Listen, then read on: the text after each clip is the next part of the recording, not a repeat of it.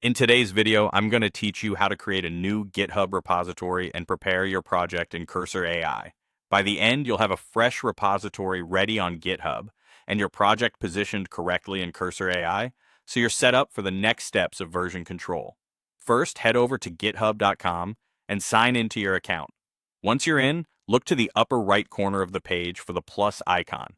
Click it and choose New Repository. You'll be asked for a repository name and an optional description. Pick a clear, memorable name that reflects your project and use the description to briefly explain what the project is about. Next, choose whether the repository should be public or private. Public means anyone can see it, which is great for open source work or sharing your portfolio.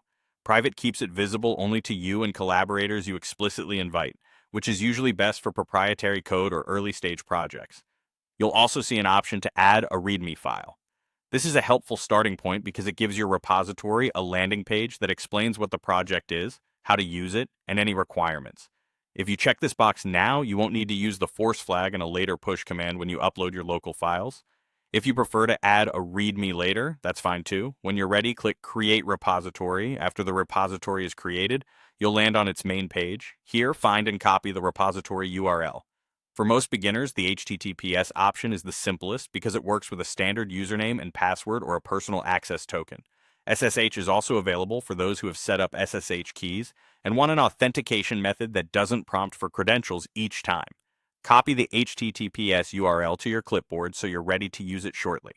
Now let's prepare your project in Cursor AI. Open your project folder in the Cursor AI editor so you can see your files in the sidebar.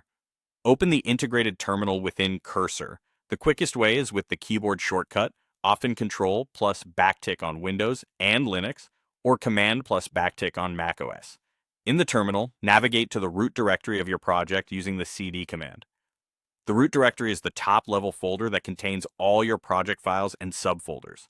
Make sure you end up in that top-level folder so any commands you run affect the whole project, not just a subfolder.